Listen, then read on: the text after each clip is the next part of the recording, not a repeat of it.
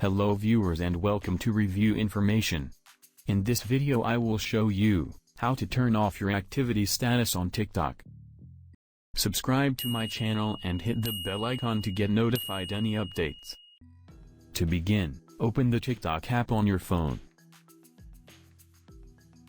Log into your TikTok account, if you haven't already. Now go to your profile from the bottom right corner. Then tap the three lines from the top right corner. From the pop-up menu, select Settings and Privacy. Under Account section, go to Privacy. Here you will see the option, Activity Status. Simply tap the slider to turn it off. That's it. From now on, no one will be able to see your activity status.